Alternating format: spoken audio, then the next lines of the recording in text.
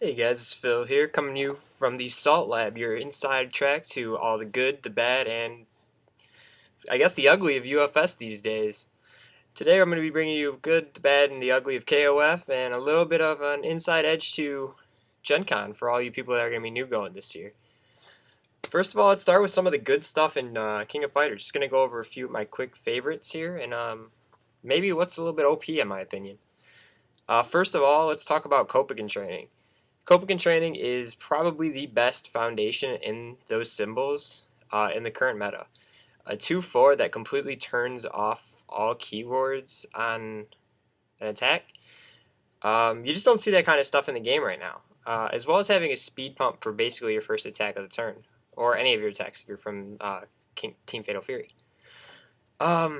It's comparable to cards like the card Undisputed Ruler, which I ran a couple years ago at Worlds, but like it just does what Undisputed Ruler does and adds more to it. The card is honestly just downright dirty in most decks, and I think with like in the right hands, it's just completely overpowered. Uh, if you're not packing some tech against it, you're probably playing it. And honestly, the tech against it isn't very. It's not very deep into the game. The real thing about this card is it turns off any keyword basically. It stops your throws, it stops breaker, it stops pretty much anything you could want it to stop, and it takes rid of it for the entirety of the attack, not just the enhanced step like Undisputed Ruler. So say goodbye to throws, throw deck. Say goodbye to your breakers on your ballistic snap kicks. All the good stuff. It just gets rid of it all. There's nothing this card doesn't do well, at least, and expected to see it in a 4 of in most of your major decks. Like there's I don't even know how to describe it to you, I guess.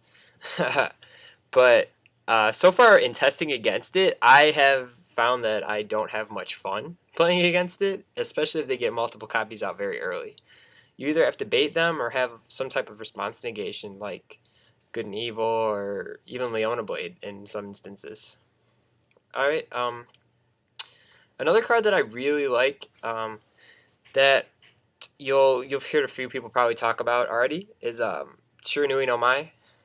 It's really simple to figure out why this one's too good, and honestly, probably the best attack in Standard at this point. For just one momentum, you clear your entire card pool, and you draw up to that many cards. Now, you could do this after you play with Foundations, you can do this after attacks, you could do this after anything. And chances are it's only going to ever draw your opponent maybe one card, and that's off the block. This tech doesn't even have to do damage to draw you these cards. It's just kind of free, in a sense. Momentum's hard to come by these days on those symbols, but like any poke attack early in the game just nets you that card for free later on in the game. They don't have momentum gen for the symbols, but it doesn't mean it's not easy to get. Throw's always a good way to get momentum, and a throw, like that card just lends it to be teamed up with Zing in most instances. The card also can be played without progressive difficulty if it's the 4th attack you've played this turn. So you could go attack, attack, build, Zing, and then Shiranui no Mai, and that Shiranui no Mai is going to be on a 5, and you're going to be drawing 7 cards. Drawing that many cards with a clear board is just honestly endless possibilities, especially with your opponent only drawing like one more. And like it's honestly like very very easy to see why it's a $30 card and the most expensive card in this set. Now, like, I don't know, maybe like a little bit off the beaten path here. I'm gonna say like I like Plum Eater a lot. I think Plum Eater is one of like most solid cards in the game.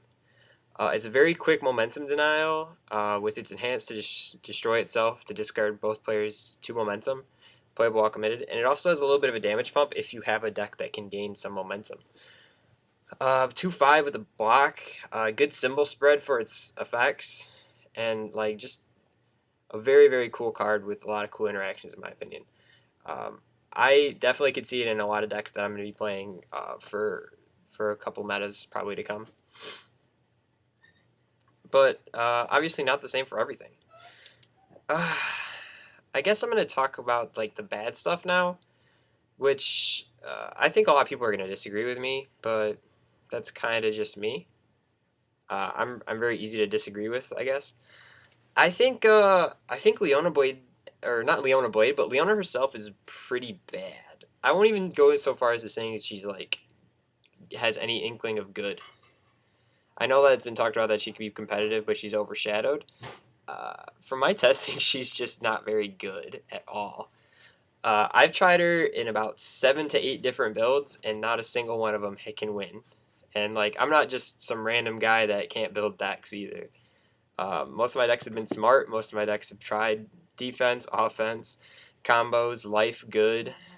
It's just like fucking abysmal. Excuse my language. Obviously, we don't want to be. I don't want to be swearing, but that's kind of how I feel about that.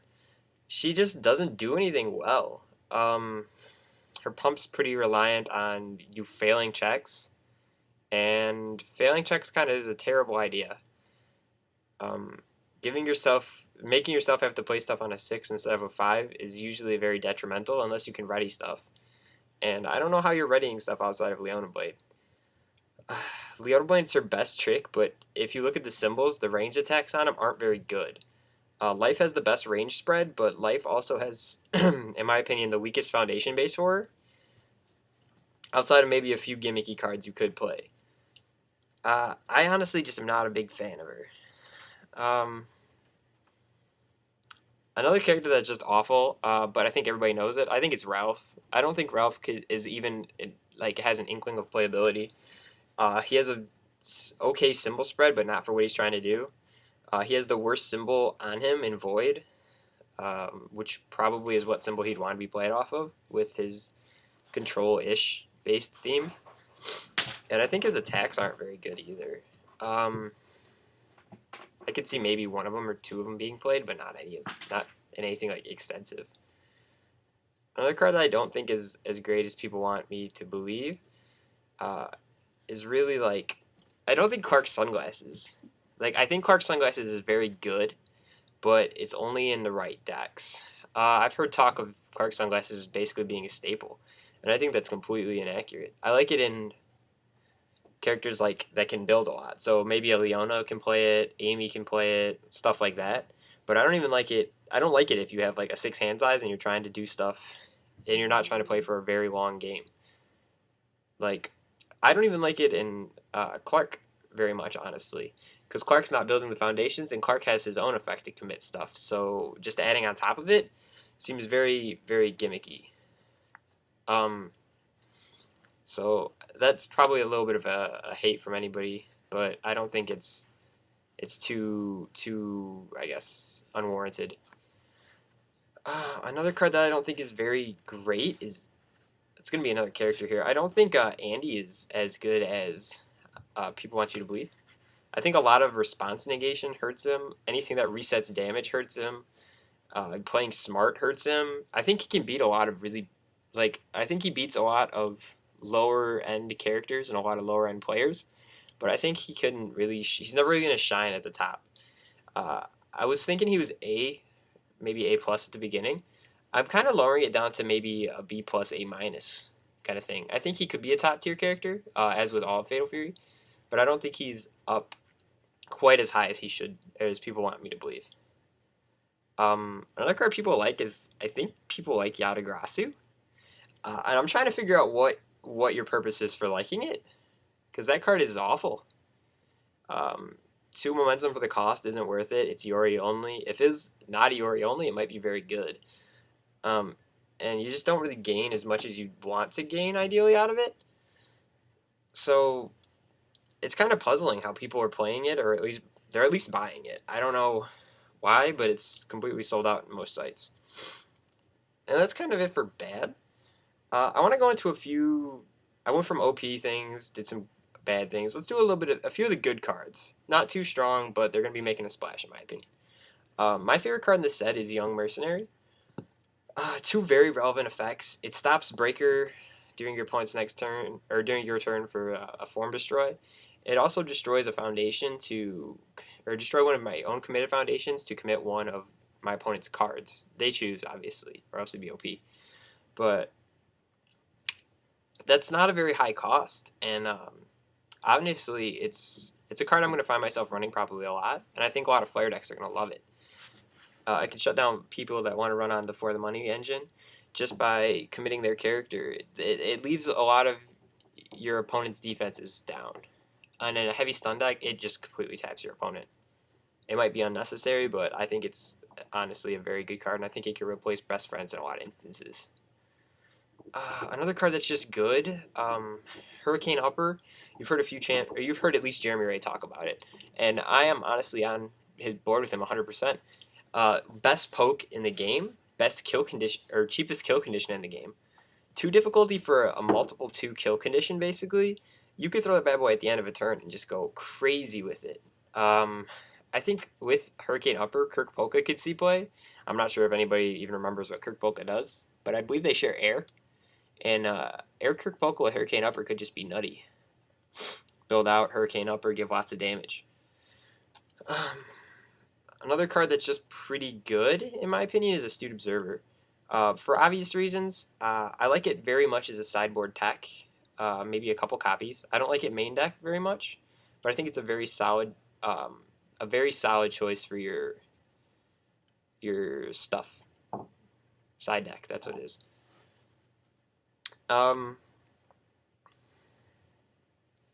Just good cards.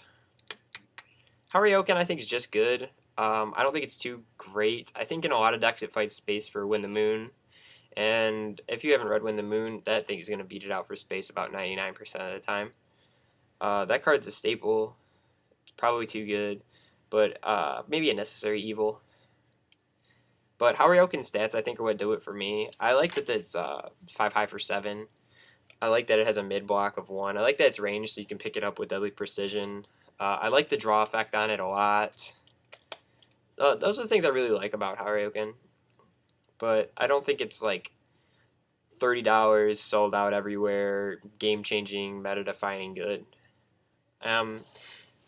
It's I feel like that'll with a lot of the attacks though. Yeah.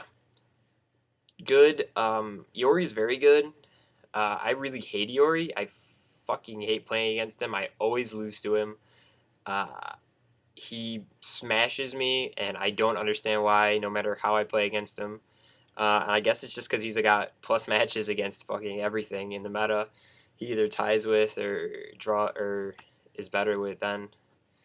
He has no really bad matchups, I guess. I don't think he's OP. I just think he's kind of nuts. And he's on par with how aggro wants to be really in this game, with control being a lesser extent method of winning. And hopefully walls being even less than that. I hate playing with against walls, and this comes from a guy who loves walls more than anything.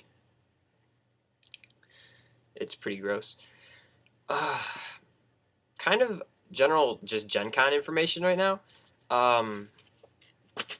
If you're not going, first of all, go. That's an opportunity. That's, if you ask anybody, it's what they're looking forward to the entire year.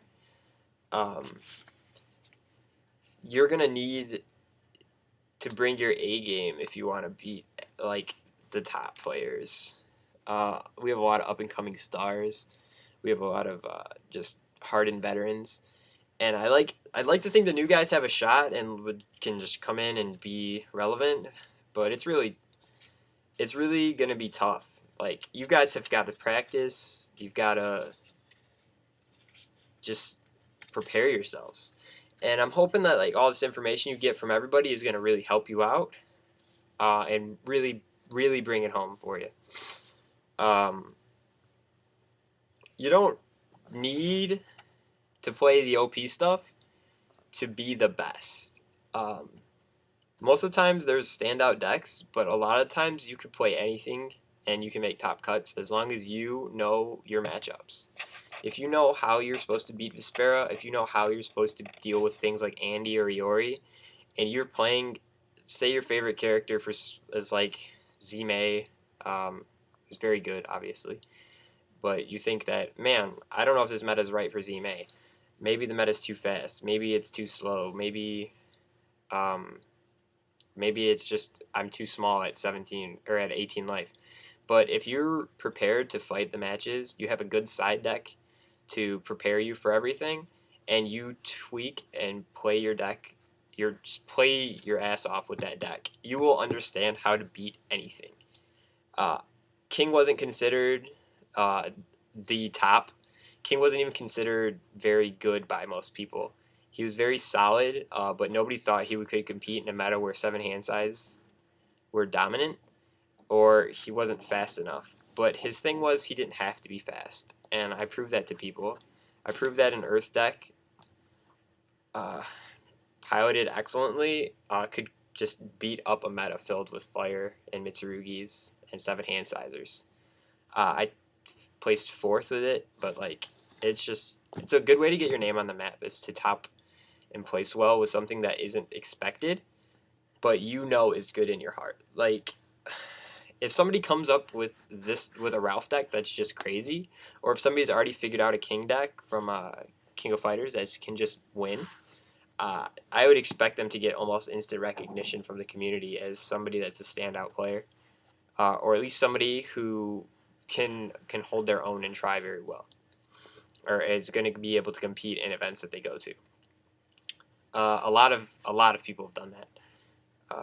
Stefan didn't really bring like innovative stuff, but just placing high as a new player is a really good. It feels great, honestly.